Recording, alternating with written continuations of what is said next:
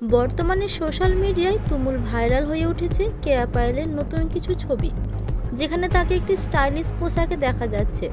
ছবিগুলো ভাইরাল হওয়ার পর থেকেই শুরু হয়েছে নানা আলোচনা সমালোচনা, আর সেই বিতর্কে নতুন মাত্রা যোগ করেছেন হাসনাত আবদুল্লাহ।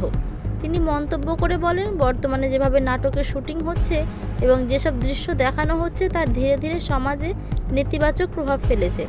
তার মতে এই ধরনের পোশাক এবং উপস্থাপন আমাদের সংস্কৃতির সঙ্গে পুরোপুরি মানানসই নয়। তবে এখানেই শেষ নয়। তিনি একটু হাস্যকর ভঙ্গিতেও আরও বলেন, আর একটু যদি পোশাকটি উপরে করে পরতো তাহলে হয়তো আরও ভালো হতো।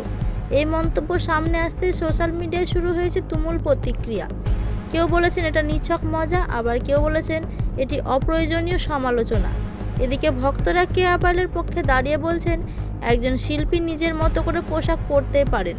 অন্যদিকে কেউ কেউ আবার হাসনাতের কথাকে সমর্থন করে বলছেন, সমাজের প্রভাব নিয়ে ভাবা উচিত। এখন প্রশ্ন হলো, এটা কি শুধুই ভাইরাল হওয়ার জন্য বলা মন্তব্য, নাকি এর পেছনে সত্যি কোনো সামাজিক বার্তা লুকিয়ে আছে? এই পুরো বিষয়টি নিয়ে আপনার মতামত কি? কমেন্টে অবশ্যই জানান।